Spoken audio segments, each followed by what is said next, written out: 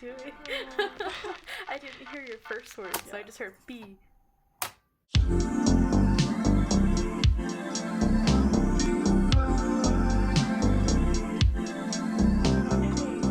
Hi, this is Kiki. And this is Kaneki. We are just going up top to have some disclaimers into this episode. Little Witch Academia. We're so excited Such to get a into cute it. one. Yes. Yeah, no real spoiler. There is a huge spoiler warning for this one, but no trigger warnings, really. This is a very family-friendly show. We do discuss that, but huge spoiler warning. We don't go into every little detail of the show, but we do spoil just about every major plot point. Yeah. And we go into a lot of the main characters, so huge spoiler warning. Yeah. It's just like we're going to be telling you what happens overall in the series, but two, we're not going to be getting into every little detail, so if we miss something that was like your favorite part, it's not because we want to exclude any part. We love it all too. We can just only cover so much in about a 2-hour period. So Yeah, but so excited to get into this one. Another thing just want to add too is who does the music, because the music in this show, it's great. It's so fun, good. and it fits the vibes of it. Mm-hmm. Just fun and light, but serious when it needs to be. It's just good. Very well done. Yes. So that is Michiru Oshima. I think it was Michiru. Yeah. Oshima. Yeah. Michiru Oshima. I think so. Yes. It's either Oshima or Oshima, but I don't know which one it is. Michiru Oshima. I guess we can look it up and that's okay. You can laugh at us, guys. Yeah. As I have said before, words are not my forte. Yeah, especially foreign names. Yes. I have a real problem with that, but I would like to learn and also show humility in that. You need to try a couple times. Yeah, exactly. And that's what we're about, because we are in a little witch school today. So we're here to learn. Fun. It's all about learning. Yes. And failing. We've literally just put our hands on our hips. I didn't even realize I did that. So we are here to learn. But yeah, thanks for tuning in. Thank you for listening. And we hope you enjoy. Yeah, have a great time. Yay.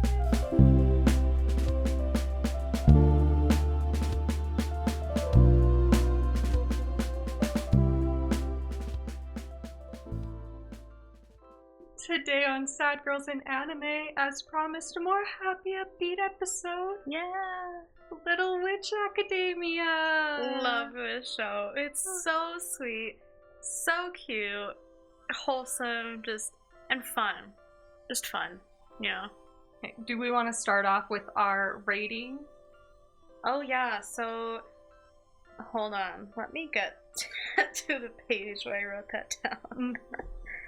Okay.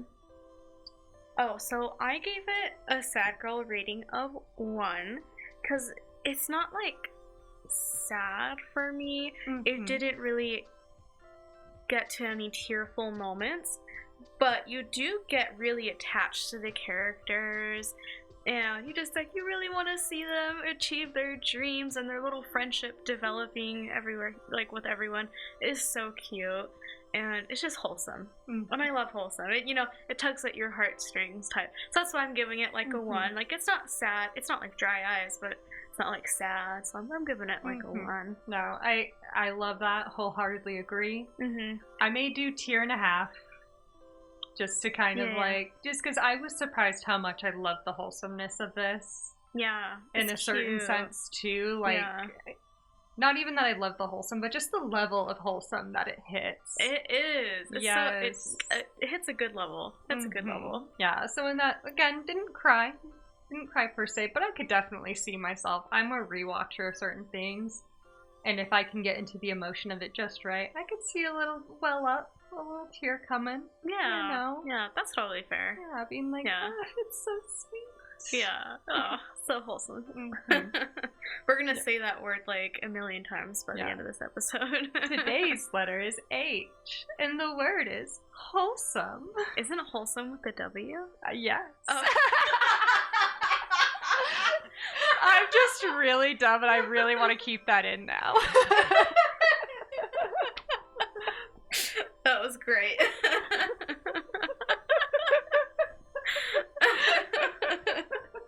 You know, it's so funny because earlier you were like doing your speech exercises. I've been doing voice You're exercises. like, oh, I don't want to sound dumb on the podcast, so I'm gonna do.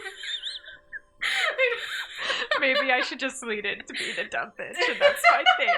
Just embrace it. Embrace it. Oh my gosh, the other day, this guy at my work, Okay, firstly, this guy was one of those types of people that he is just angry at everything. Mm-hmm. The type that thinks the entire world is incompetent. And no one knows how to do anything right. Mm-hmm. So anyways, he calls in. I work for a bank institution doing incoming calls, and I do really like my job. Most of them are great. Like, I can count on one hand the number of, like, mean people I've gotten. Mm-hmm. He's one of them. But anyways, I'm trying to help him with what he's needing on his stuff, and then he asks me, and I'm, like, focused on doing my job, and then he's just, like, making conversation. He asks me, oh, do you guys have daylight savings over there? Because he's in Nevada. And so it kind of caught me off guard. I was like, oh, let me think for a second. I thought he was asking, like, oh, did you do it recently? So I was like, oh, wait, did we do it recently? I don't keep track of that. Mm-hmm, yeah. And then it processed what he had asked me. Like, oh, no, he's asking if we have it at all. And I was like, oh, no, yeah, we do it. Mm-hmm. And he just went, tell me you're not a blonde. I know. I was like, what? Yeah, if you couldn't hear, I literally just did the face shift back, like, what? I know. I was just like, I mean, I'm half blonde. If we're really gonna go there, but it's just like... Yeah. I don't know. That give no time for processing, which we all do. Yeah. Like, oh, God forbid I have to take a second to process what you said. Also, I have a good excuse. I have an auditory processing disorder. So literally, yeah. It does take me a second to process what people say a lot of the time. Oh my god. But anyways, just, got called blonde by someone, which is not a common thing anymore. Like, that's not a term people say. Like, people just straight up call you stupid or dumb or whatever new words they're using. We need to bring bimbo back in. That's fine. Oh, bimbo's come back in. Yeah, I've seen it a lot. Yeah. Okay. Good. I'm glad to hear. Honestly, I kind of love that word. I think it's like fun. Maybe I'm crazy for thinking that. No, not at all. But anyways, just got called blonde. Yeah. There you go. Yeah. Oh my gosh. See, it just... Why? Why do people have to be certain ways? I don't know. You know what? We need to be like Professor Ursula and give people patience and time and acknowledge their hard work. Mm-hmm. Right? Yes. Mm-hmm. But man, this guy, he needs some of that. Yeah. Because then at the end, he was like, oh, I'm gonna go yell at the mailman now. And I'm like, oh, okay. Have fun with that. Have a good day. And, just end of the transaction. But just like, what on earth? Yeah. I couldn't imagine just being that kind of an angry person every day. I couldn't either. That sounds exhausting. Here's the thing, though. If you want to live forever, and you surefire know you're going to live forever. You're so right. That's a way. Not to go into so many realms of possibility and not to be gross about it. I just can't help but think for some people it has to be some type of weird, almost kink. It doesn't necessarily need to be that, but in that realm, like some type of processing of you experience so much feedback that you were looking for at a certain age in your development by acting this way. So it's just what you do continually in life so you can get the feeling that you're seeking. That makes a lot of sense. Yeah. And then also with the living forever, I swear it's always the really bitchy old lady or the grumpy old man that get to like their 90s or 100s. And I'm like, they must be staying alive just on pure spite. And you know what? Good for them. Yeah. I mean, if they want to live that life. That's what you want to do. I mean, you've gotten that old, you deserve it. Go ahead. Yeah, true in a sense. But I'm also like, there are some people that want that. I personally don't, so. No, same. Yeah. No, living forever is my worst nightmare. Same. That sounds awful. Same. No, There's thank actually, I want to look it up now. It's a phobia. Of living forever? Yeah. And that is literally what I have. Because that would be scary. Like, what if you got bored? Literally. Okay, so I think it's fearophobia is how that's pronounced. Fear of phobia? Fearophobia. Oh, fearophobia. Yeah, fearophobia. Alright, let's take a look at this. Okay, it says a pyrophobia. Okay. Or a pyrophobia. One of those two. Yeah. Fear. See, we're working on being educated. That is the theme of today. Yeah, because they're at a little witch academy. They're learning. Anyways, we got like way off topic there, but I am good at segueing back into things. Yeah. So anyways, so this is Little Witch Academia. Was released in the USA on Netflix in June 30th, 2017. They did release 25 episodes and it was split into 2 seasons. But there was a little bit more interesting background on Little Witch Academia. If you would mind going into that. No, I would not mind going into that at all. No, and I guess we kind of did forget to introduce myself. You just introduced me as Kiki. I'm Kiki. Yes, and I'm Kaneki. Hello. Hello. Bantery stuff. All right. So yeah, with that, just some fun facts into Little Witch Academia. So it was originally a film as a part of the Young Animator Training Project or Anime Mira 2013 project. Originally a short film by Yo Yashitari. And it was produced by the animation studio Trigger. Love Trigger. Yes, very excited to get more into what they've done. But yeah, very fun fact there. Before it was the animated series we know, it was primarily the first 3 episodes released as a movie. That's so fun. You know, I see that as a common thing. Like they did that with Ancient Magus Bride, Violet Evergarden. I mean, they've done that with a lot of shows.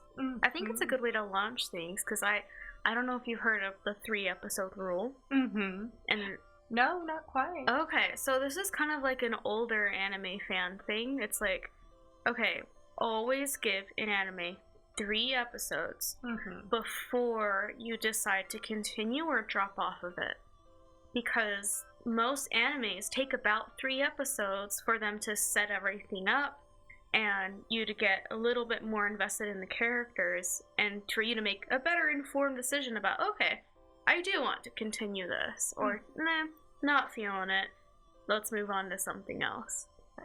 And with the 3-episode releases, I think it's just a really smart way to do it, because then it's okay, you got the 3 episodes in, now you're invested in that show. Or not invested and, just go watch something else. But now it's like, okay, now I actually want to go, and I'm excited for the full release of this. No, yeah, exact. And speaking of release too, I'm so excited this got picked up. Yes. Worked on, released. It could have so easily not happened. Especially because, again, initially 2013. And then there was a Kickstarter project of Little Witch Academia that Enchanted Paradise, which was an extension of the first bit that got released, and this Kickstarter one got released in 2015. So we have like chunks of time in between to what we know and love. Yeah, 2013's a while ago. Yeah. Which is trippy to think about. Yes. That's like a decade ago. Yeah. That's kind of crazy. Over. A little over. Oh my god. That's insane. my gosh, life and time and how it passes by. Can never escape it. Mm-mm. Not that No, I you want can't. to, but No, but I'm yeah. happy to live within the constraints of time laws and all of that. It makes things easy. It gives you a good template. But no. And anyway, again, going back to Trigger Studio, because that was kind of the pivotal point of introducing into this show, as talking with someone about this studio at a family event, and we just immediately clicked on that. Trigger is fantastic. Just a couple of the other shows that they've been working on to give you a taste in case you don't know. Cyberpunk Edge Runners. Love that one. Yeah, very visually just mwah. Kill la Kill. Kill la Kill. Oh, that one's fun. Yeah, which that's a fun one. Looks fantastic. It's on my watch list. I'm sure once I get to it, I will get through it very quickly. And then one of my favorites, Delicious Invention or Dungeon Meshi. Ah, love it.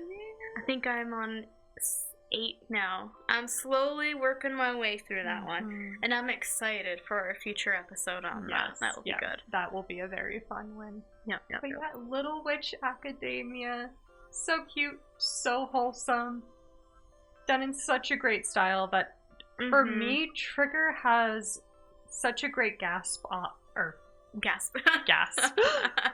Trigger has such a great grasp on creating a very fun, almost round, bubbly world, but then throwing elements of sharp edges to give you the feeling of, okay, danger, this is now our villain, but at the same time, they're really good at creating that simplistic detail that's almost like an iconic silhouette-esque, like a silhouette-esque look to it. You know what I mean? Yeah. Where it's like, you can tell what something is from its silhouette, because even though the edges are softened, they've created such an iconic character associated with that look that you know what it is immediately. Yeah, I think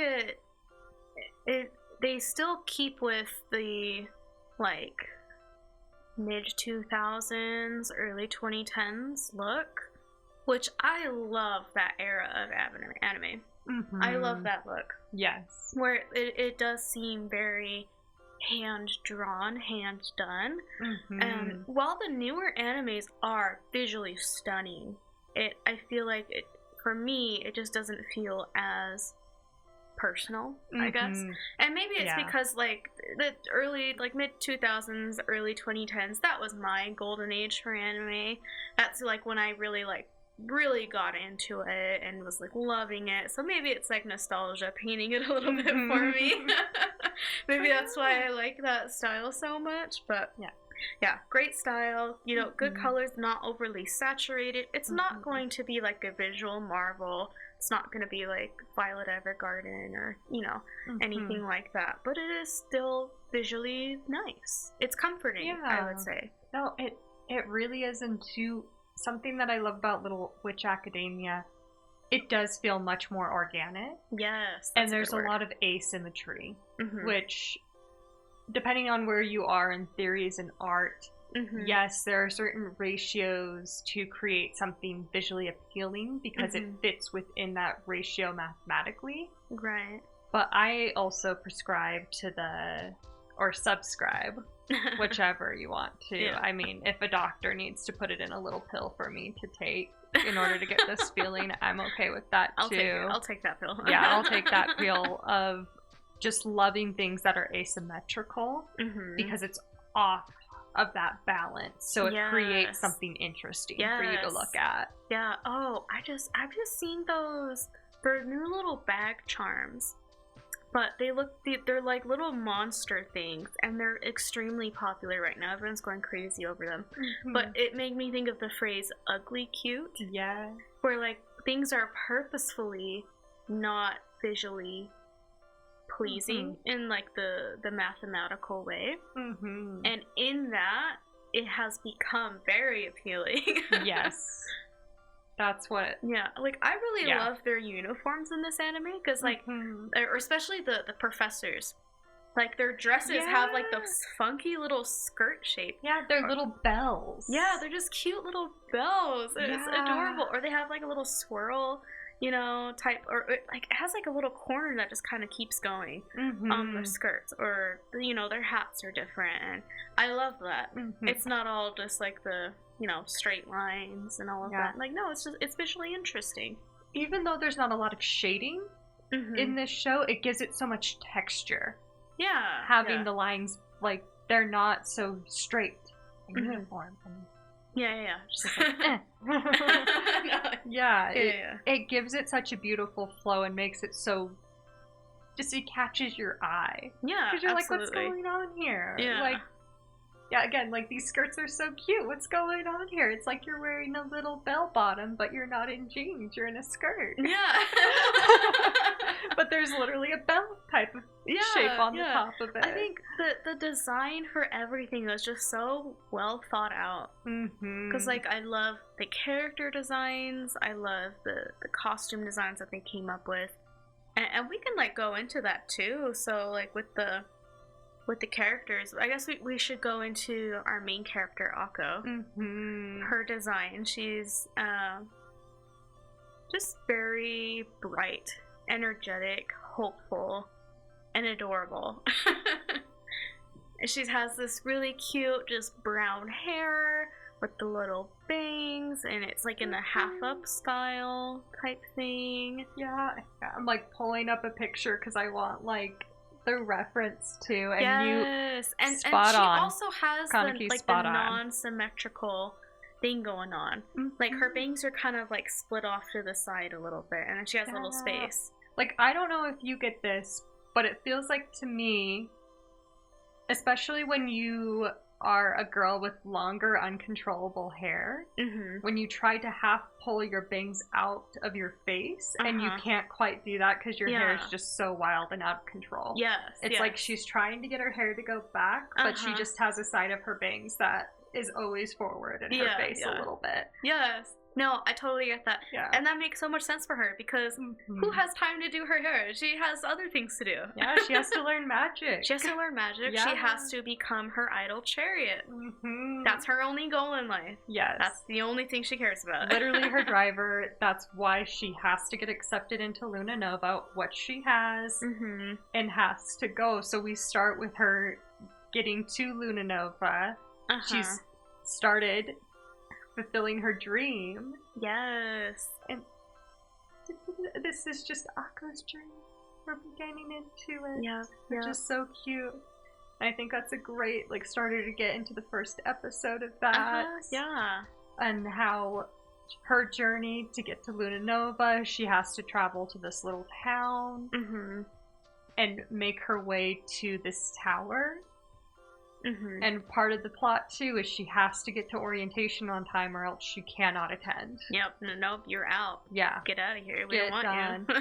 And on her way, she meets another student, and immediately clocks them, like, oh, you're wearing the same uniform as me, which it's just, again, very cute, like a white button up underneath, little pleated skirt. Little pleated skirt. It's like a gray vest, and they also will transition to, like, from that to traditional witch garb, which is just like a black dress with almost a hood on the back of it, but it's really cute and short with a little red sash across adorable. But anyway, she sees this other student, clocks them immediately, and it's like, hi, I'm Akko, are you a Luna Nova student too? And just goes off. It just keeps going, just rattles off a million things. On poor, who we find out to be Susie. Love Susie. And Susie does not give two craps. She's maybe even a little annoyed with this person. Susie's not about this. No, she's like, who are you? Why are you talking to me? I have places to be. Not that she was antagonistic or anything. She was just so nonchalant. And that is her character. She's just so chill. I mean, she has her things that she's really into and she's passionate about, but at the same time, she's just the most, what, I guess, nonchalant. That has to be like the best word. Yeah. Susie is on a certain energy wave, and you cannot disturb that wave no matter how hard you try. Yeah, literally. You could throw a rocket at her and she's still gonna stay right there. Yeah, she's just gonna deflect it. Yeah. And I just did, like, the way that she would, which is literally just a little backhand, just like, Like, whatever. Like, don't bother me. Yeah. Yeah.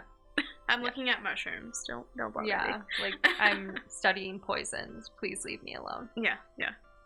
Like, She's just so chill. Yeah. And what you see is what you get with her, honestly. Yeah. Like, she's not a very deep character. Which is not a bad thing. It's not a bad thing to be completely yourself, which she is. She absolutely is just completely herself. Yeah. Because what reason would she have to be all deep and mysterious? You know, she's just like, no, I'm just gonna be me. Yeah. Whatever. Yeah. She happens to be deep and mysterious, just being her. That's but true, yeah. She's very clear with her motives. It's just people trying to understand it, but she's just clear on, mushrooms, poisons, toxins. Yeah, that's her thing. That's it. That's it. That's it. Like, that's her realm of study. Yes. She's gonna make some great breakthroughs in her lifetime, that's for sure. Oh, absolutely. She's gonna be like one of those brilliant masterminds that people like years later are like looking over everything like, wow, she was amazing. You know, I wonder if she was autistic too. Absolutely.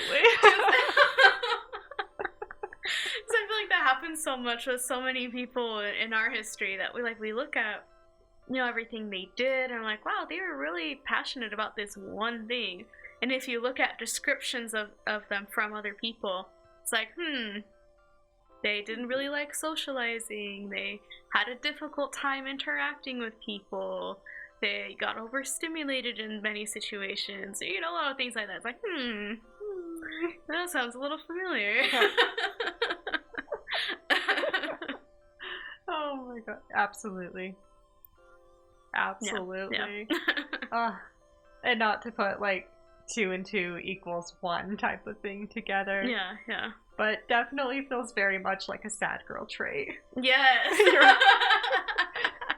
Absolutely. Likely on the spectrum, and you hyper focus on a certain thing that people around you do not understand. Yeah. And kind of freaks them out a bit. Yeah, they go, wow, you're kind of weird. You're really into that. To a concerning degree. And if you didn't know Susie, you would think that she's a sad girl. She just she does have that care. Look to her. She has a very depressed look. She's kind of more muted, kind of sallow skin tone. Her eyes are just kind of sad. Yeah, they're big and round, especially towards the bottom, almost like egg shaped. Yeah, kind of egg shaped. Yeah. Yeah, and not completely. It's not like egg on eye. But if you look at her design, again, there's some asymmetry here, which is just so beautifully done. And her eyes are almost a little bit red. Yeah, Yeah, and again, it's all muted tones with kind of pink long hair. She even has a little hunched back. She just looks devious. Yeah. Yeah, so just looking at her, you'd think she'd be a little villain or something, but she's no, she's just into toxins and poisons. Yeah. She's gonna do her own thing, doesn't really care about much else. So. Yeah. That's all. Just because you're into strange interest doesn't mean you're a bad person. Yeah, exactly. Come on. So Akko's just forcing this interaction with Susie. Oh my gosh, yeah, and I think that reminds me, while she's having this forced interaction, I don't know if it's Akko bumping into Susie and then some item drop, or vice versa, but there's this little plushy bird that Susie then brings to life to start pecking Akko's forehead. Oh my god, I remember that! To try to go away. Exactly. Which is so funny that Susie wouldn't just tell her, go away. No, I'm going to Get this like, bird to do it for me. Yeah, it's like, I'm going to leave now? No. It doesn't have the energy for that. No. But to animate an inanimate object. Yes. Yep. To terrorize another person to leave you alone. That's Susie's vibe. Yep. Love it. Yeah, and also here is where we see Akko is really different from the other students. She can't fly a broom, which is what Susie's like getting ready to do. She's like, I'm leaving. Goodbye. Yeah. Like, I have to get to the school. Yeah, I have to get to orientation. Good luck to you.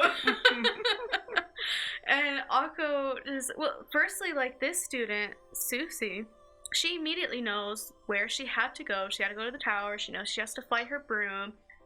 She knows everything that she's supposed to be doing for all of that. And Akko has no idea where she's going. So right from the get-go, we see there is a big difference between Akko and other students at Luna Nova. Akko does not have the advantage of having a magical background. Because Akko decided to be a witch. And in the very, very first scene of the first episode is Akko at a show. And it's this witch, her name's Chariot. And she's doing these beautiful, what would the word be? Not hallucinations. Kind of like visualization. Yeah, no, there's a word for it. Illusions? Illusions! Hallucinations. That's not right. Illusions. That's the word I'm looking for. Yeah. Spray the audience with spores in order to... That's what Susie We're would all have going done. on a trip together. Yeah. But anyways, so Chariot does these beautiful illusions, and she's like, just as this really fun show. Akko's head over heels for her. This is amazing. I want to be just like her. Yeah. And Akko decides, I'm going to be a witch. I'm going to be just like her. I'm going to go to her same school that she went to. I'm going to take all of her same classes. I'm going to be just like her. Yeah, I verbatim, but the line is like, I'm going to become a witch so I can be like, or I'm going to become a witch so I can be like, why can't I get it? I'm going to become a witch so I can be just like Shiny Chariot. Yes, Yeah, like, that is her energy. That is her thing, yep. Yeah. That's all she wants. But anyways, we're back at the tower. She can't fly. Susie's not being a help. No. Not doing jack shit to help out.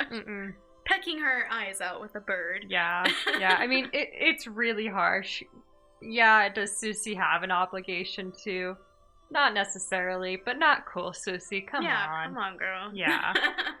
And that's when Lotte comes in. So sweet. Love Lotte. Lotte's cute. Her design's cute as well. She has this kind of blondie, maybe a little reddish hair. The glasses and her eyes are, it's like that trope where it's the round glasses and her eyes are just like the glasses. Yeah. Like they're just filled in all the way. Coke bottle glasses. Yes, there you go. Yeah. And she's just very like timid. She's a very soft character. Yeah. Very big soft blue eyes. Yes. Said soft hair. A little freckly. Little freckly. So cute. Just so cute. Just very almost meek too. Yeah. Yeah, just very like, I'm gonna stick to my own path. But now there's this weird thing happening, and there's this girl who can't fly a broom that's asking me for a ride to the school, but it's really difficult to have two witches on a broom. But she doesn't want to say no. Yeah. So she's that's like, Lotte. Eventually she's like, yeah, I guess I can give you a ride to the school. Because she's like, she doesn't want to be mean. Exactly. Yeah, and she sees Susie's not doing anything, so she's like, man, I guess I got it. But, well, they figure it out. She gets on the broom. They go through this wormhole thing. Yeah. Very pretty design. Yeah, very gorgeous. Just like magical. That it's just all magical. That's the world that we in. It reminds me of like Coraline's tunnel. Yes. That's kind of what this wormhole looks like. I think they called it like magical highways or something. That would make sense. Something like that. Yeah. I could be wrong, but I'm pretty sure that's what they called it. But it very much looks like Coraline's tunnel, but like a lot bigger. And so they're just kind of flying through, and then they like fell out of it. What was it that happened? I don't remember. I can't quite remember the catalyst, but chaos ensues, of course. Right. Because it Which has is the theme of the show. Yep, that is the overall theme. And instead of being at Luna Nova, they are in, and I think they might have used wordplay as a forbidden forest for this place. I can't quite remember what the forest is called. Hold on. I gotta look it up. No, yeah. Now I gotta know. We should be more prepared. Yeah. Sorry, y'all. This is learning. It's only the 2nd episode. We're working on it. Hear my nails clacking yeah. on the keyboard. That came through very clear. Okay, it is the Arcturus Forest. The Arcturus Forest. Yes. Mm-hmm. And it is very much like the Forbidden Forest for this little witch school. Because it's the forest that's like right outside of the school grounds. Mm-hmm. And it's very dark, mysterious, dangerous for students. Yeah. Don't go there. Mm-hmm. You know, you're gonna get in trouble. Yeah, that's kind of what happens. Mm-hmm. They kind of fall out of the magical highway wormhole thing, fall in this forest, and they find this. What was it? Oh, Susie gets distracted. Mm-hmm. Yeah.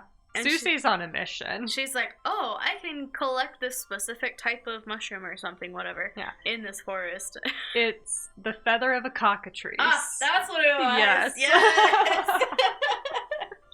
Which the cockatrice, if you don't know what that is, that's a mythical creature with the head of a chicken, and the other end is a snake. Yep.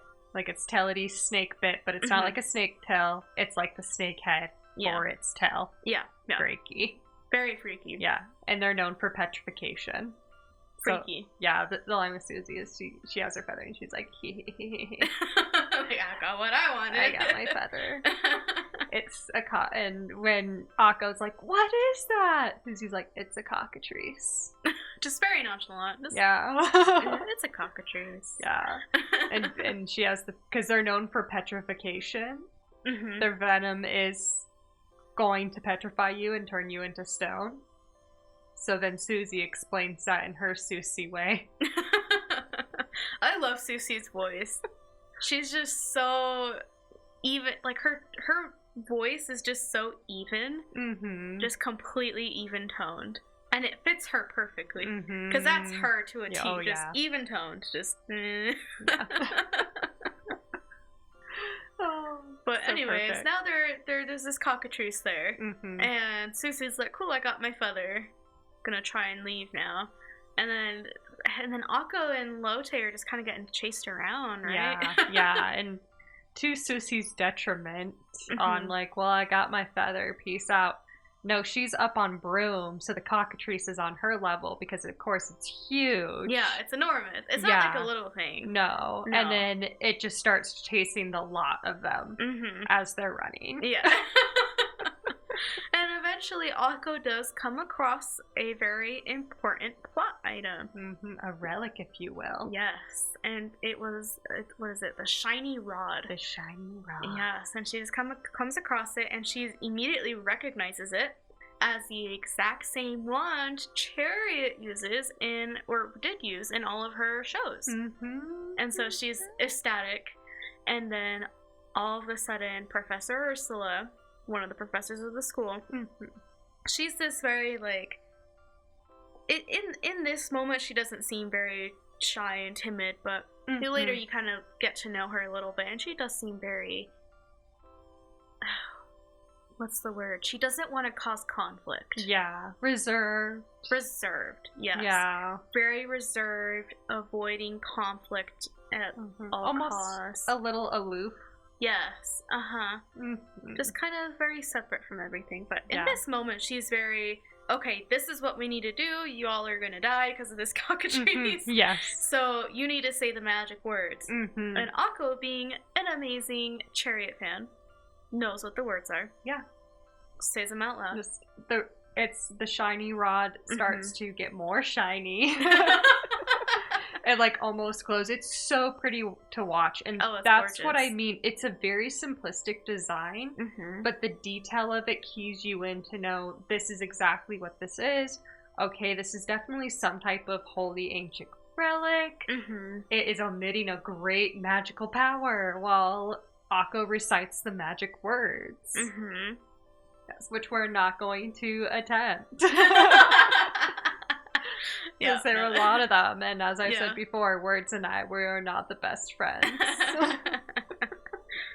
But yeah, so she says the magic words, and then it just kind of solves their cockatrice problem. And then, boom, they manage to make it to orientation, literally just in time. They crash to especially crash it. So. Yeah. But I mean, they made it. They didn't say you had to be in your spot and everything in time. Just you have to be there. Yes. So good enough. And they were. And they were. No one can say they weren't. So this is our first of many hijinks. Yes, that's the theme of the show. It's kind of how the episodes go. It's just like, okay, there's the goal. Things go wrong. But eventually they get there. Yes, yes. And then there's also like an overarching plot for the whole show. It can be episodic. Like you can just watch a little episode and not really need to see any of the other ones, and you'd be fine. Yeah. No, yeah, definitely. It's not like towards the last half of the show of the second season, I would say. That's when it's really getting into like the overarching plot and closing out everything. But for most of the show, it's pretty episodic, I would say. Yeah, that especially in the beginning, because it's more so, it's introducing and having you get a feel for the characters. Yeah, and their personalities, and creating almost that factor of predictability towards them as you get further on into the plots. Being like, oh, Akko girl, you shouldn't do that, but I know you're going to. Yeah, because I know you. Yeah. And there she goes. It is very much that vibe. Yeah. Going with that, and they make orientation, and we get to Akko's first day of school. Yeah, so exciting. And she's pumped for this. She's so excited. Gets ready, gets to class. And then we learn she sucks at magic. Like, she's really bad. Yeah, no magical background at all. So she has had no training. No training. And everyone else in the class, they can do mostly everything just fine. Yeah. Like, they have a hard time with some things here and there, but, they're learning, they're practicing. Akko can't even do the basics. No. And poor Akko in this moment, too, because first day, she's so excited. She wants to share her goal and dreams with everyone. Yeah. But luckily, Akko is someone who does not get her parade raid on, because, oh my gosh, does it downpour for her. Yes. Yeah. Especially when our sort of pivot of our antagonists, our beginning antagonist, comes along into this show. And that leads us into Diane. Diana Cavendish. Yes. Love her. Queen. Yes. Sorry, but not Diane, Diana. She does seem like a mean girl at first. I mean, she kind of stays a mean girl for most of the show. Yes. And I do kind of like that, though, that all of the characters, they don't really change, but they learn and grow. Yes. Because, like, Diana, she stays the same, but she learns and accepts things. And just grows as a person. Same for Akko. Akko stays her same clumsy, overly hopeful self. Little klutzy, she stays that way the whole show, but she does like learn and grow. And I do love that about the characters. Yes. But anyways, Diana comes in. She seems like the stereotypical mean girl, and she just starts raining on Akko's parade. Oh yeah. About, oh, you like Chariot? Nobody likes her here. Because apparently in the magical world, Chariot is seen as, like, a clown. Yeah. She's a mockery of magic, basically. Yeah, I'm pretty sure that's what they said. Yeah, it's something along those lines. Yeah, she's like, oh, she's disrespecting the institution of magic or something. I don't know. Some stuff, something like that. Yeah. But people don't like her. Yeah. And Akko doesn't let that get to her. She's like, whatever. She's my hero. I'm gonna be just like her. Yeah. Screw you. But now she does not like Diana. She's like, oh, I hate this girl. You know, and also she's just like, Diana is just the pretty, rich, talented. She's the top student of that school. She has it all. Yeah. And Akko hates it. To the point where she gets preferential treatment.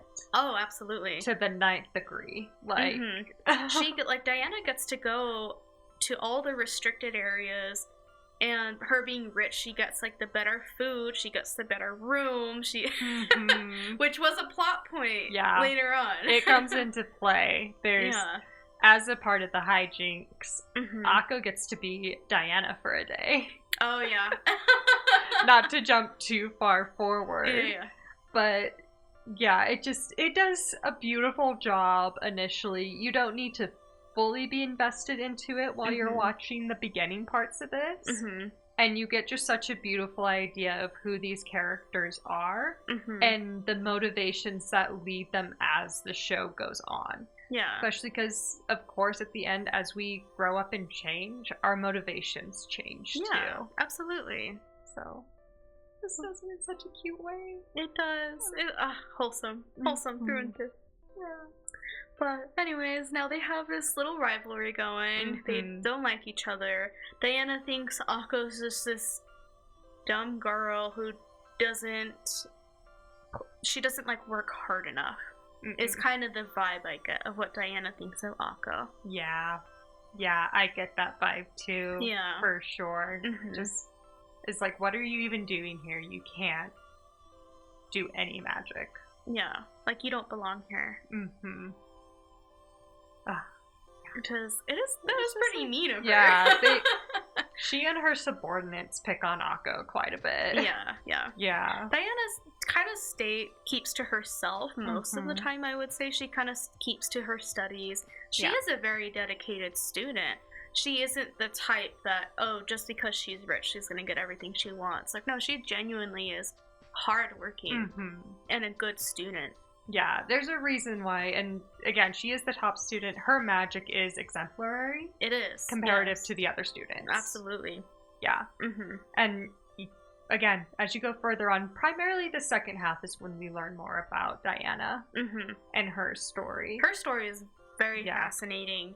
With her being, I guess we can just go into it a little bit. Yeah, we might as well. Might as well. We're on the topic of Diana, but later on, we kind of learn that Diana is having to be the head of her family. And her family, they're a very old name in the witch world, being, that's why they're rich. I believe, like, her great-great-great-grandmother, she's a descendant of one of the original 9 witches that started Luna Nova? Yeah, I believe so. Yeah, that's what it was. Yeah, that is. And she comes from a healing family. That's what their magic was used for within certain times of war of the universe they live in. So it's just, it's a fascinating point of origin. Yes, it's very cool. And it's fun to learn more history about this world, because they don't really get into too much about the magical system itself. I mean, like, all the magic comes from this Philosopher's Stone, but they don't, they take their liberties with being able to use magic however they want. They don't really put too many rules in place for magic. There's also sort of this element, too, of their wands. They almost need to be charged up with magic. Yeah, which is interesting. It's like, there is a good realm of restriction to the magic. And I do like it when these magical worlds, they're a wee bit lawless, but there's at least some structure to them. There's some structure, but I feel like they don't really explain too much. But then again, I'm like a big fantasy person and a big fantasy reader as well. I love those big, thick fantasy books. I like it when they actually describe the nitty-gritty of the magical system. So for me, this magical system seems like not very well fleshed out or anything. I mean, they get it fleshed out enough to what the show needs. But just for my personal preference, I want to know I want to know all the little details about how this magic works, why it works, when it works, etc., etc. Not quite that type of show this is, though. No. This is a very Yeah. easy watch. This is not like heavy fantasy or anything like that. Yeah. But it's just a fun, easy watch. Very It's sweet, cute. wholesome. Aw. Love it. Anyways, Diana Cavendish, Yes. we learn she's having to head her family because, what was it, like her mom had passed. Yeah, she was, I believe she is technically orphaned at a fairly young age. Because I don't remember any talk of her father No, not being really. around. It seems to primarily be her mother who was ill and then kind of passes. yeah, passed away from that. And poor Diana just kind of on her own in the world. She's raised by her housekeepers and nannies and the people of her estate, and then her family members start trying to butt in and trying to make changes and get rid of important family artifacts. And Diana's whole goal is that she wants to graduate Luna Nova. That is her most desperate dream. But then as we're learning more about her, it's starting to look like she's not going to be able to do that because she has to go back home to take care of matters. And head the family. Which is... That's such a huge responsibility on a teenager. Yeah, because I would say everyone's between somewhere 13 to 16. I think they seem fairly young. Like maybe 12, but... I'm looking it up right now.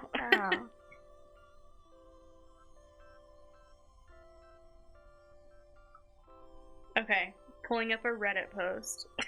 Yeah.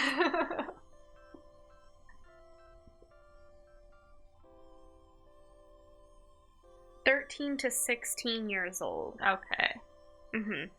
So I was right. about I was right there. So yeah, 13 to 16 years old is the ages for Luna Nova. May I just go into a little side thing here? Of course. This is something I love about, especially anime specifically. You get it throughout animation in general, but there are so many things that are vague and aren't totally exact. Yes. And so it's like you just kind of have to base off what your idea of the world, kind of be like, it seems like they're about this age. This is sort of the type of world they're in. Same with the writers of a lot of anime, too. Like, you don't get a ton of biography and interviews. Like, they're a bit more rare. They are. Yeah. I love the vagueness of it, though, because you can sort of structure these characters the way that you would like to.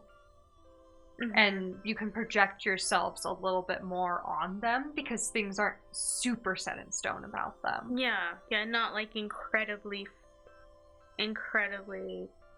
detailed, like, hey, they are this, and this, and they're not this. Yeah. It's like, no, they're generally these things.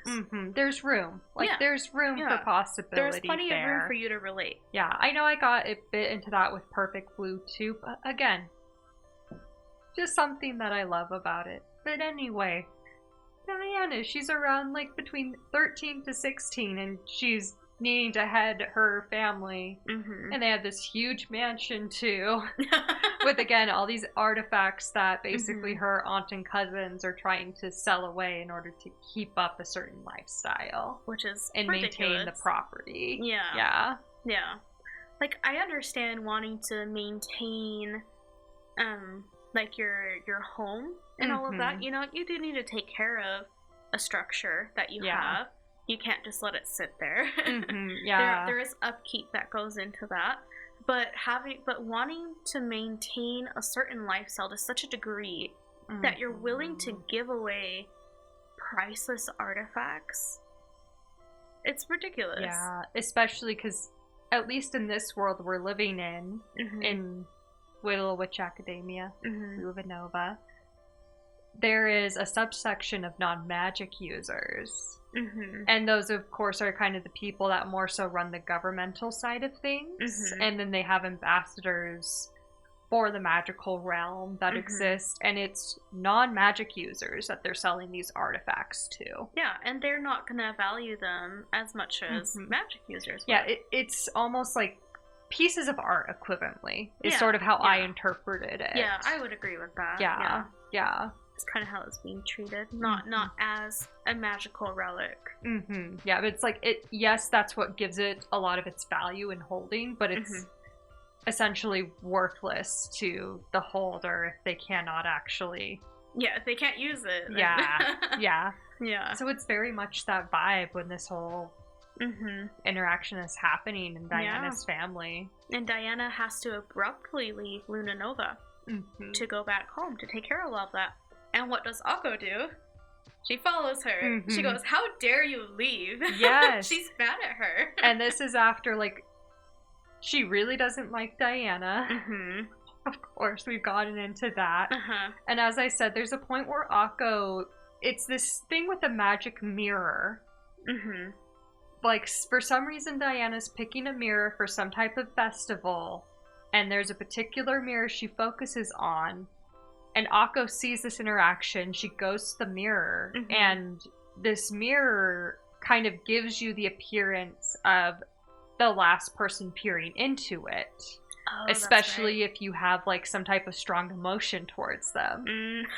So there's this whole thing where Akko is Diana for a day. Yes. Finds out her preferential treatment, that she is in this big ol' room. Huge room. Fancy bed. While she's, like, stuck in this little dormitory where she's in bunks with Susie and Lotte. Yeah. And there's just, like, the teeniest desk for him. Diana, like, has a whole desk. A whole other section for her bed. Yeah. Like a little library and everything. Yes. And does this thing to mess with Diana's, like, subordinate friend Goonie type of girls that gravitate towards her because she's popular. Yeah. And messes with them. So it's like, it's so cute with Akko because, again, like, she just has such a strong passion that she needs to enforce upon other people. She's like, no, everyone's gonna love Chariot. Yeah, and that's what we see with her going to get Diana, because she knows Diana wants to graduate from Luna Nova. And she refuses for Diana not to. She's like, no, this is your goal, and you're gonna see it through, whether you like it or not. Exactly. Oh, it's such cute moments throughout it. Oh. Yeah. But, you know, they end up becoming really good friends. And seeing that development of their relationship is one of my favorite things of the show. I loved watching just, you know, them being just hating each other, and then just them just kind of relating on the important core things, and then kind of becoming friends. And as we find out, Diana's actually a Chariot fan. She is. She's a secret Chariot fan. She's a secret Chariot fan. Yeah. And it's just so cute. It's adorable. Love those two. Yes. So cute. Tug at my heartstrings. Love them. Yes. Love them. I guess with that, since we're going into, like, characters' relations to Akko and to each other, should we get into Akko and Ursula a little bit? Yes, definitely. Yeah. That's another important one. Yes. Absolutely. Yeah, so Professor Ursula, as we've talked about, she comes and mediates the situation of them not being to orientation at time and being in this dangerous forest. Her character design is very well done too. Yes. She comes off as professor teacher. Oh, through and through. Yeah. She has the cute little glasses and the little hat and everything. Yeah. Long, kind of muted black hair. Kind of like blue. Yeah. Yeah. Yeah, like muted blue-black hair. And very vibrant eyes, though, but you can tell that the design with the glasses is to cover up the vibrancy of her eyes. Absolutely. Where they are almost red. Yes, she does have very vibrant eyes. They stick out. Yeah, and again, like her cute little bell-bottom dress. Oh, that's so cute. I love their uniforms. They're just adorable. And she immediately connects with Akko. Yes. And part of it is the shiny rod, seeing that it did respond to Akko, so she can physically see That even though Akko does not have the level of magic as the other students, she has so much potential. Due to her connection to this item and the fact that she is such a hard worker. Yes. In fact, again, hijinks ensues all throughout this show. Oh, yeah. And with that, there are multiple times where Akko is facing expulsion. Just because she got a little too shenaniganed, a little too close to the sun. Yeah, they keep on stealing, her and Lotte and Susie keep on stealing tarts from the kitchen. I mean, me too, though. I would too. Same. Who wouldn't, honestly? I mean, they looked delicious. Absolutely, I would. Yes. You can't not steal the food from the magical kitchen of the magical school you're going to. But that and so many various situations, oh my gosh, we talked a little bit about this in Perfect Blue. They lose a professor. Like, there's some weird things where she literally loses a professor who's a little fish, Professor Pisces. Just again, chaos ensues constantly. Yeah. And there's this point with Ursula and Akko where Akko is facing expulsion. The other professors and the school administrator are having to be like, okay, this is gonna happen. And Ursula steps in to be like, no. Like, Akko deserves to be here. She works the hardest out of any student. Yeah. Yeah. Because she has to catch up. She has to catch up to the basics and then do everything that's already expected of her. Yeah, on top of that. That's a lot. Not Ursula. I don't think it's her. Yeah, it wasn't Ursula, but one of the other professors literally gives her, like, a magic book for toddlers. Yeah. I'm pretty sure it was that, the one mean professor with the brown, like the mousy brown hair. Yeah. She's, like, a little older. She doesn't like Akko at all. Yeah, she has a really great witch nose. That's something. Yes, she does. Yeah, she does not like Akko. You know, she's the very rule follower type. Doesn't like Akko. They're at an institution. Yeah, exactly. For magic. You are a disgrace to this school. Yeah. Very much that vibe. And yeah, just like Ursula is there for Akko. Always on Akko's side to stand up there for her, be there for when she needs her. Yeah, she is definitely the very mentor type character. Absolutely. Yes. Beautiful. And I don't know how far we want to get into that. I think I almost want to talk more about Croy coming into play before we talk too much more about Ursula. Yes, I agree. So we do have, like, a good, of course, few things that happen. There's almost like this hijinks subplot story of Akko falling in love with this, like, non-magic user. She doesn't necessarily fall in love, but gets a crush on Andrew. Andrew, and there's some transformation magic to where she gives him donkeys and hell. I can't quite remember. That was so fun. And, like, there's a cute little thing that happens again. A professor gets lost. She becomes Diana for a day. At one point, the workers, and this is pivotal to when Croy comes in, but the workers of Luna Nova go on strike because they feel they deserve more magical power for the work that they need to do at the school. Right, because in this world, magic is divided up. Yes. There's only one Philosopher's Stone. And it admits all of it. Magic users use. And it's divided up from there. And so I think it's the witches get the largest percentage. Yes. Which makes sense, because it is a magical school. They have to be able to do their schoolwork and all of that. Yeah. And then the workers get, like, just a much smaller piece of the Philosopher's Stone. And they're not too happy about that. No. I mean, fair. Yeah. I'd be upset too. Yeah, you need fair wage for your work. Especially when your work involves needing that power. Yeah. So, and this is where Akko becoming Diana for a day really comes into play. Because the strike is happening, nothing can happen. Akko is pissed because she can't do her schoolwork. Yeah. How is she going to become Chariot if she can't graduate Luna Nova? Exactly. So she goes to confront the workers. But it turns into her hearing them out because Akko is, of course, incredibly sympathetic. She is, yes. Yeah, so she hears out these workers and goes on strike. It was such a funny It is the best It was thing. like her listening to them, and then it cuts, and then now she's holding a sign. Yeah, she has a little headband. Yes. She's holding a sign. She's like crisscross applesauce sitting with them. Yep. And it is the best moment because Diana comes in. Mm-hmm. And she starts talking to the group of strikers.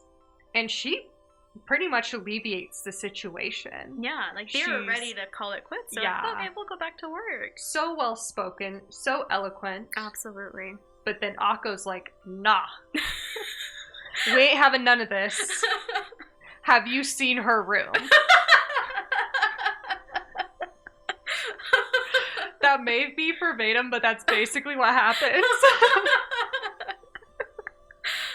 Well, but for real, like, yeah. Who are you to talk? yeah, and she, like, just snaps that back at Diana, like, and so she continues the strike, of course. And all the workers get reinvigorated. No, you're right. We're gonna keep being on strike. We love Akko, a real working class gal here. I love her. She is for the people. Yes. Oh, just so beautiful. But yeah, and then that brings in Croy. Yeah.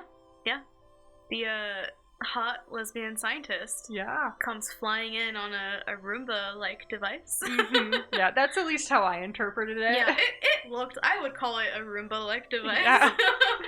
She comes flying in. Yeah, just flying in, all sleek. Cool.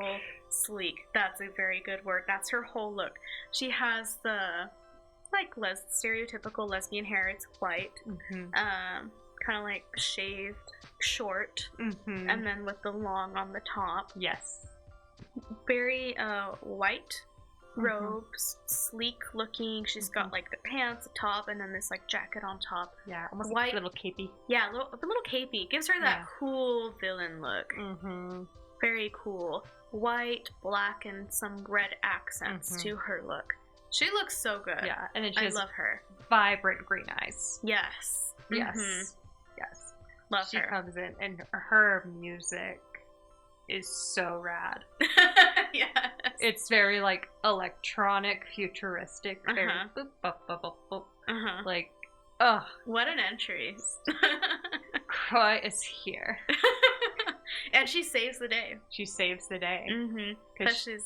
It's like magic is like internet, and she routes it. Yeah, somehow. That's what I'm saying with, like, they don't ever really explain how any of this works. They're just like, okay, this is happening now. It's kind of like, well, I take the power and I amplify it in these little waves of, like, little routery things. And then it's not well explained. It does do it. But it is the moment where everyone should be like, really? I'm not quite sure. But no one is, except for Ursula. Yep. Ursula is the one who's a little sus. Yeah, she's like, this sounds a little too good to be true. Because Croy just waltzed in and gave them the solution to all their problems on a silver platter. Yeah.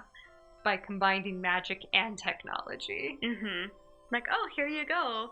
You need more magic? Here you go. You need more magic? There you go. She's like Oprah with magic.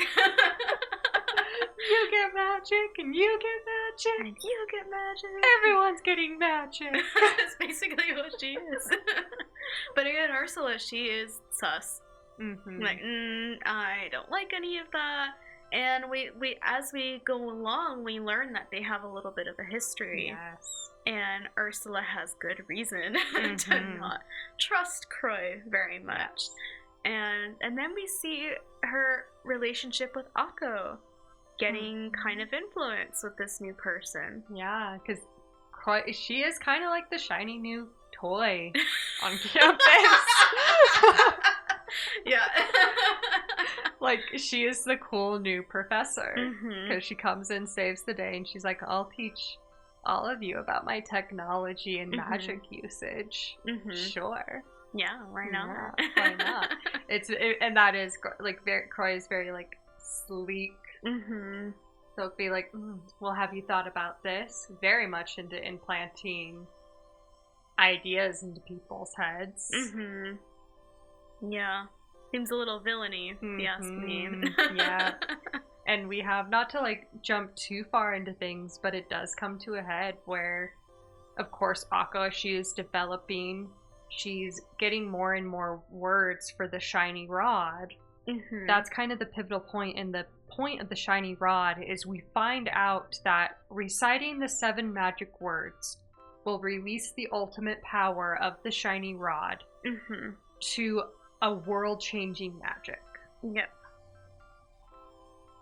And we see that development, and as that's happening, again, that's when Croy comes along, and she tries to act like she's not, but you can tell that she is very fixated. Oh, absolutely. On the shiny rod. And I don't want to jump too far ahead. And again, just talking as naturally, we find out that that is, again, her ultimate goal. Is to harness the power of the shiny rod. And there's a whole situation where she almost captures Akko, but Akko is not conscious for it.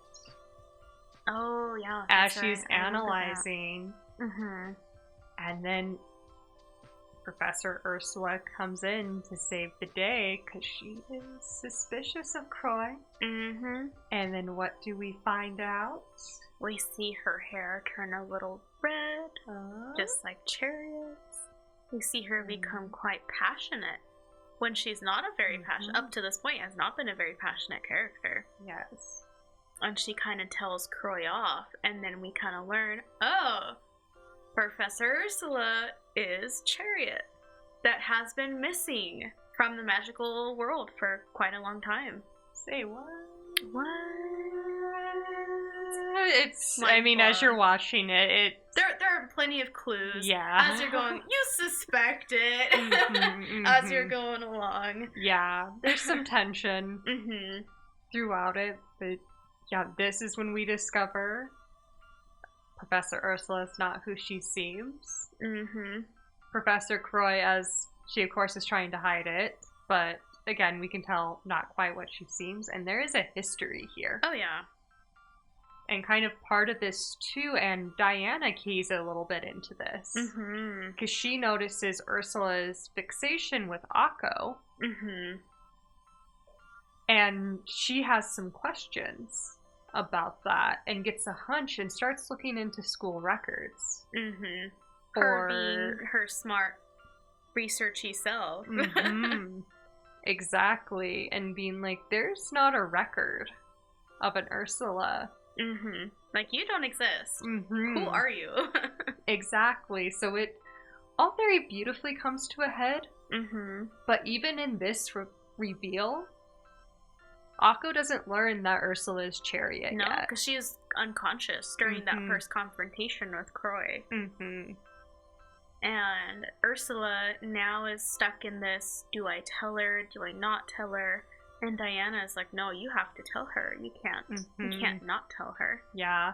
But after this initial reveal, it takes some time. It does, yes. It takes some time, and of course, later on it causes conflict. Because Ursula, too, is almost reassuring Akko that at some point, Chariot might just reveal herself.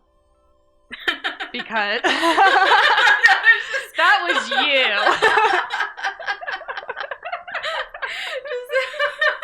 Oh, I don't know. Maybe she'll show up sometime. Yeah. That's so like parents and Santa. Yeah, it really is, because that is Akko's dream, is to become and meet Shiny Chariot. Yeah.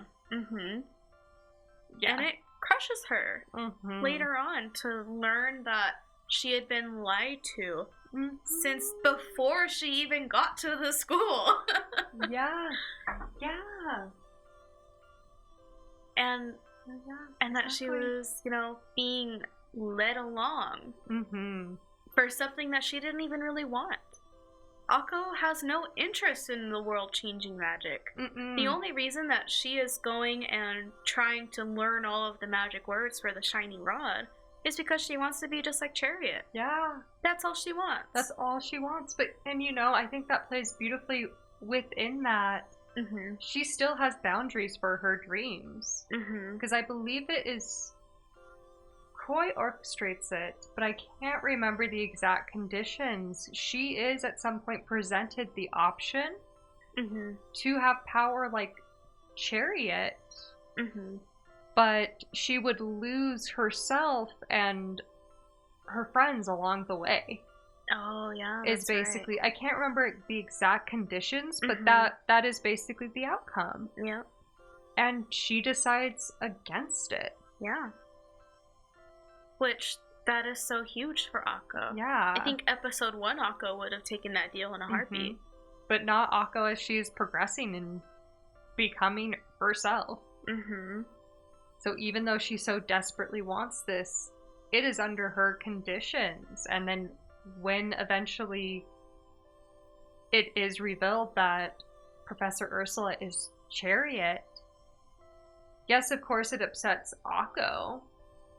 Very much so. Oh yeah. And it does become a point of conflict. And she doesn't even fully understand why Ursula has done that. Mhm. Like, hid that she is Chariot in order to assist Akko. Mm-hmm. But Akko still understands that it doesn't change the fact of how much she has grown. Yeah. Even though this aspect of her life upsets her so much, Mm-hmm. she still can appreciate that this is a part of what has made her grow as a person. Yeah. And she finds that forgiveness to Chariot too. Mm-hmm. Ursula/Chariot. Yeah. Like, you see that little bit of Yeah. maturity come in. mhm. Because Akko is a very immature character. Oh yeah. She's kind of hot-headed, stubborn, and childish in many Mhm. ways, which are not inherently bad traits to have. No. But she is, a little immature. It gets her in a lot of trouble, as It we does. said. And I think, just to give an example of that, because it will play into as we're getting towards the end of the series, kind of like wrapping this up, there's a point in the beginning where there is a broom race that's going to be happening. Oh, that's right. Akko cannot fly a broom, Mm-hmm. as we have said multiple times. But Chariot won this race while she was in school, so Akko has to win this race. because she has to be just like Chariot. So she needs to get a broom. Her, Suzilote, Mm-hmm. go to the magical shop. Mm-hmm. A broom is useless to her, but there is the fastest flying broom in this shop. However, it is locked up because it cannot be controlled. Oh, yeah. It is literally like shaped like an chain. arrow. Mhm. Almost, it's bright red. It has wings on it. Yeah. Yeah. Yeah. So this is a legendary broom that has killed many people because Mhm. it cannot be controlled. Yeah, so it's 'Cause it literally just chained goes. Yeah. in a cabinet with a Mhm. lock and key. Mm-hmm. Mm-hmm. So Akko is desperate to get this. Mm-hmm. Oh, and you know how it ends. She actually doesn't end up being the one to get it. They kind of I think, work out another wasn't- way for her to try to get into this broom fight, but it's another student who also wants to win. Yeah, it's the tomboyish one. Oh, I forget her name. I was about to say, we need to look it up really quick. Just in that regard. Because they do have so many great points. Again, we can't Mhm. get into all of them. That's just the reality. Oh, Amanda. Amanda O'Neill. Yeah. Yep. So So- she's very sporty, tomboy, very rebellious. She's always kind of causing Mhm. trouble. But she's good at magic, Mhm. She's good at what she does, but she is a little bit of a troublemaker. And she's a Mhm. great flyer, and that's one of her passions. And she's like, Yes. no, I'm going to win. Yeah, she's going to win. Mm-hmm. Akko cannot get this infamous broom. Because, of course, she can't. Yeah. The guy They won't won't give it to her. She Yeah, asked. she asked, and even if they could sell it, they wouldn't. Yeah. But then Amanda steals her idea. Gets this broom. Of course, she can't control the broom. Somehow Akko gets onto the broom. Yeah, in the middle of the race. Yeah. Yeah. Almost wins. Doesn't quite get there. Mm-hmm. But in the midst of all of this chaos, the broom has gone into the atmosphere. It's gone. This is the type of trouble that Akko gets into. Yes, She is yes. losing important pieces of history and relic. Yeah. So, yeah, again, like, plot point getting into, not to deviate too much, but this is where we're at with Akko. This is the type of person that she is. Yes, just... I'm sorry, I'm kind of deviating a bit because we were talking about Ursula and the Chariot, the reveal. Okay, yeah, getting towards the end, and then just talking about Akko as a person. Yeah, had like a one-track mind, is what I would say. Just very, like, has her blinders on. I'm going to my goal. Yeah. And not really thinking about all of the details of how to get there. But yet she does have boundaries. Yes. Which, good for her. Love that. Yeah, and so we get into that, the reveal into Chariot. She can still forgive Chariot. It takes a little bit for her. But yeah, it takes a little bit. But she understands its importance towards her growth.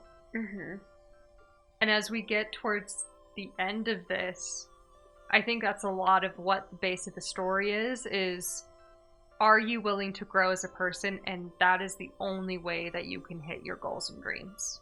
Yeah. Sometimes you have to change them a little bit to get what you want.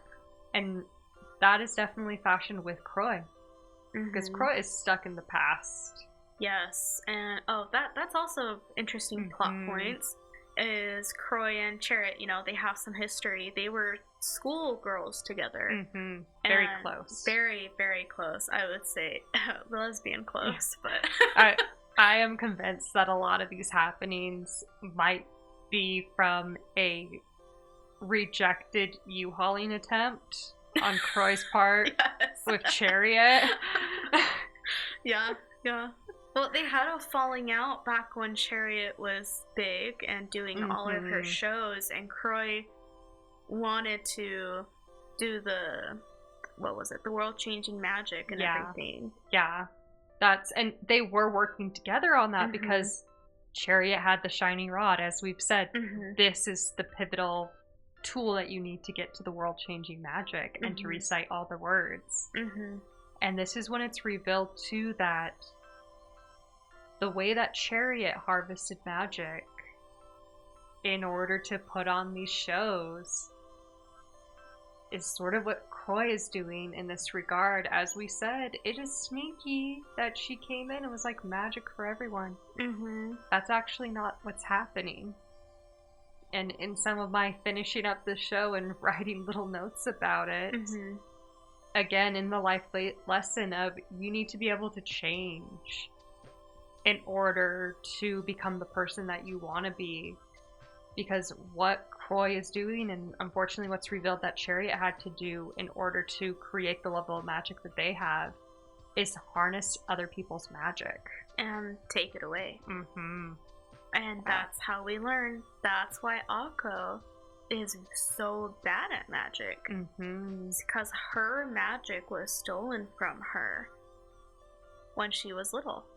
And went to one of these life-changing shows. And that crushes her. She's devastated. How couldn't it? Yeah, it's the classic don't meet your heroes. This was her hero. She adored Chariot her whole life. And then the very goal that she's trying to reach, she learns that very person was the one that made it impossible for her to get there. Yeah. That's horrible. That's so sad. The theme of this show. It's so sad. Sad girls. My God. Again, like it takes such fascinating twists and turns into how it falls back in to the morals of these stories. And with that too, in the midst of finding out why Akko, again, her magic has been stolen, you find out too where Diana was a secret Chariot fan.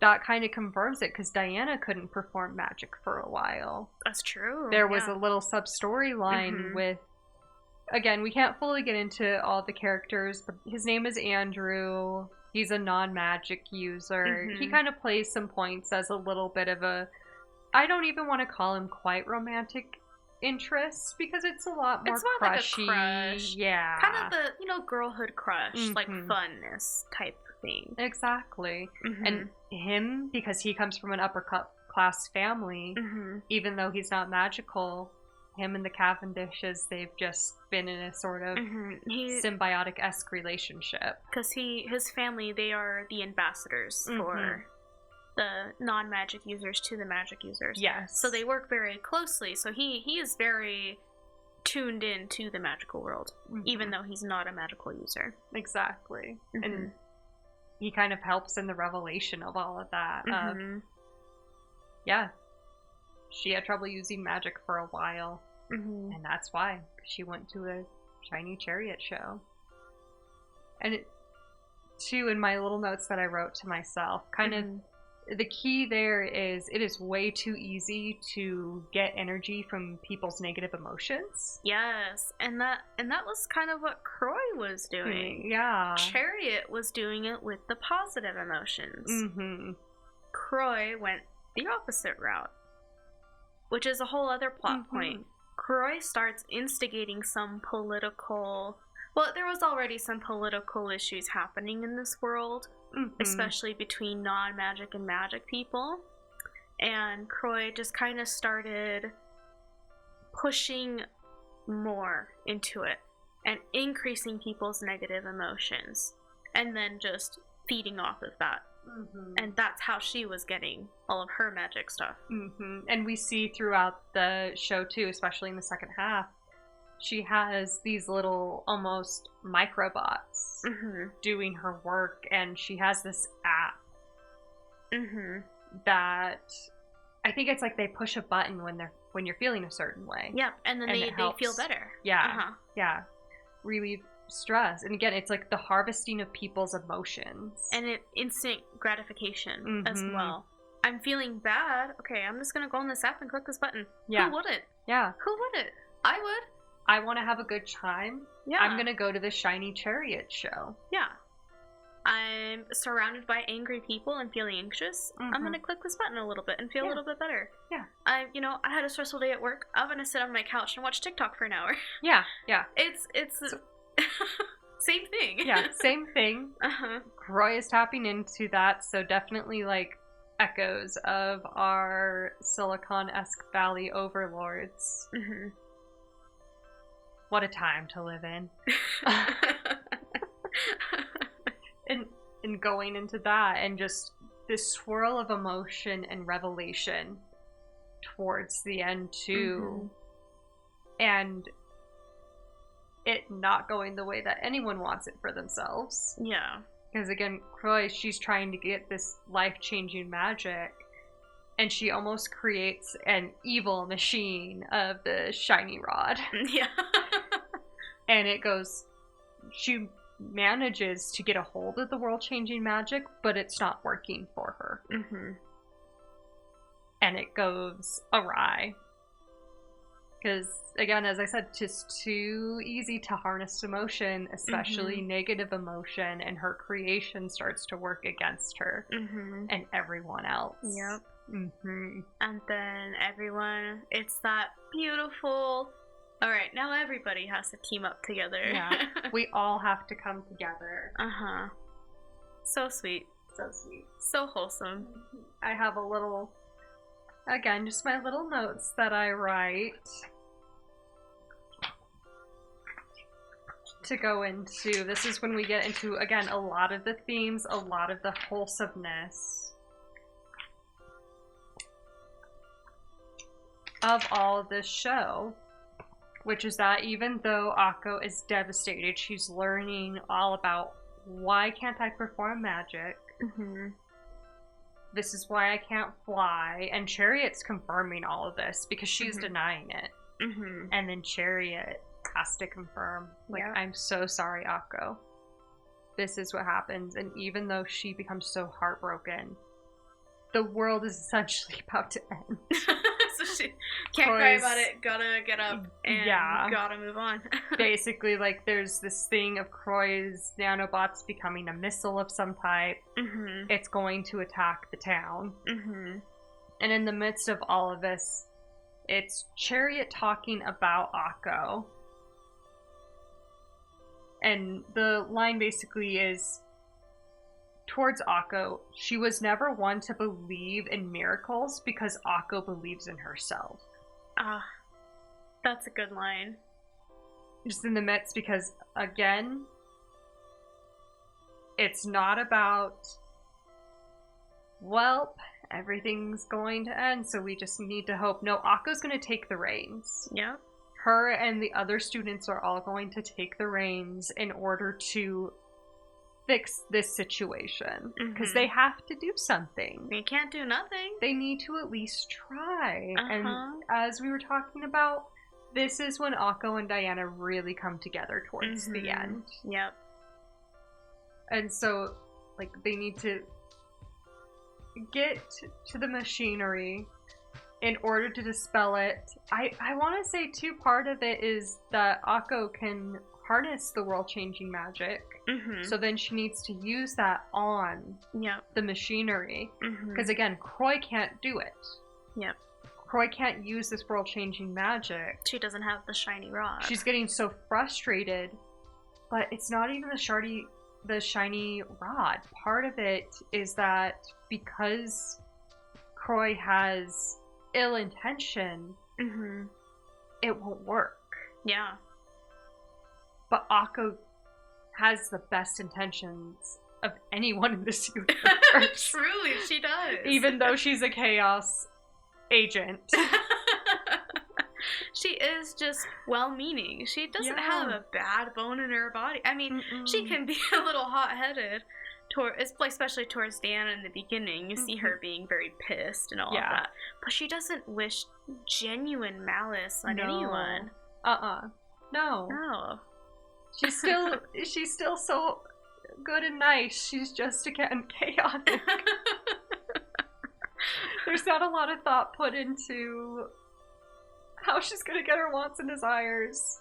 But then she has to learn how to navigate that and be like, I need to be more thoughtful. And that's where we come to them intercepting this missile that's going to destroy their town. And basically the point is that they're going to try to launch themselves to intercept it. Yep. Love it.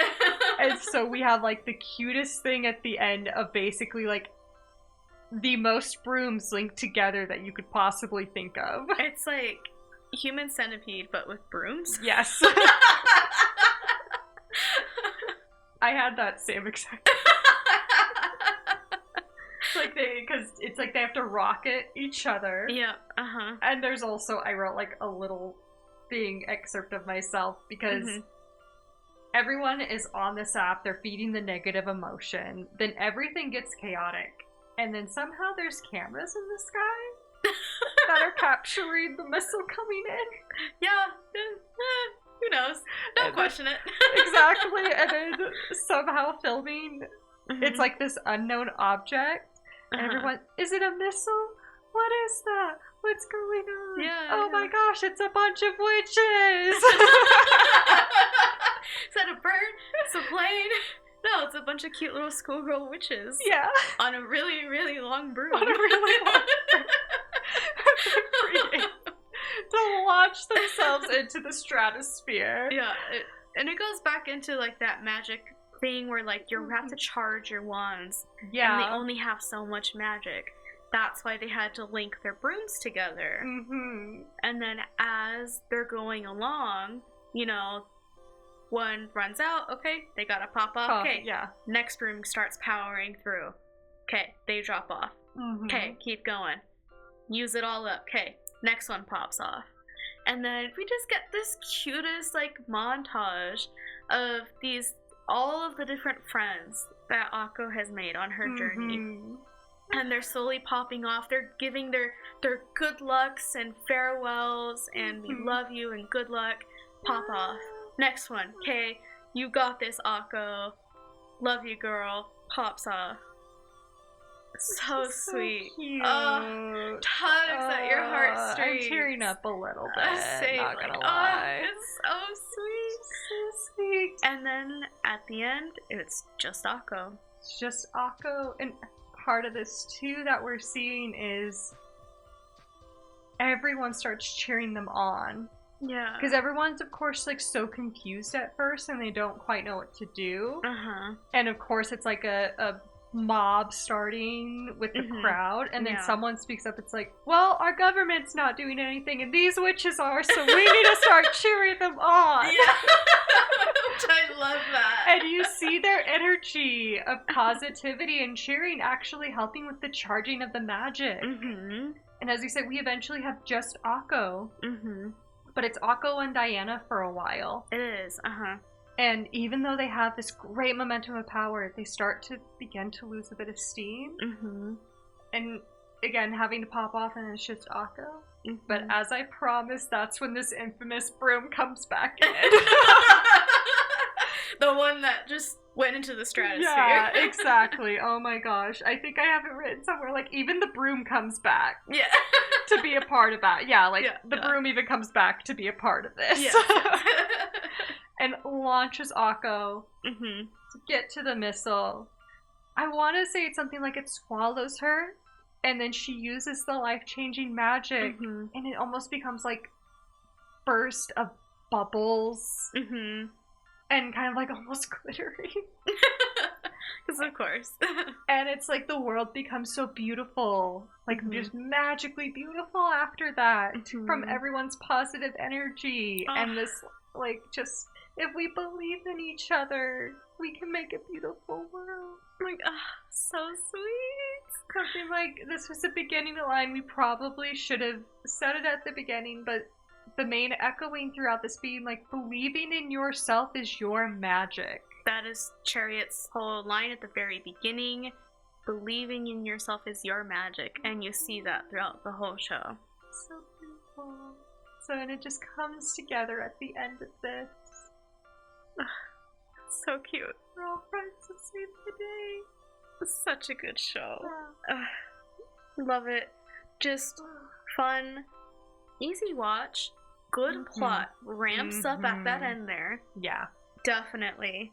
Yeah. Tugs at your heartstrings, great character development, good visuals, lesbian representation. Hardcore. Hardcore. Yeah, and well, here's the thing too. So, Croy, of course, has a change of heart. Of course, yeah. She's wearing linens. At the very end, like before she's about to go on her more discovering herself journey. Like, come on. Come on. You knew. They knew. Like, there's no way that, like not at least half of them had to have been queer in some way at that school. Yeah. Like, from what I've heard, even, like at all-girls schools, it's like most of them are queer. Which I would say falls in line here. Yeah. Oh, yeah. It's definitely, like, especially Crow. You see it. You see it. They knew what they were doing. And so we just, like, have this beautiful ending. Everyone's, like, falling into place. And it's definitely that thing, too, of you get what you want in the end because it becomes what you need. Yeah. Even if it might deviate from your original goals, at the end, it's going to be what you need it to be. And then Very well put. Sorry, just to go with the cutest. Because again, even though Akko intercepts this missile, she still cannot fly.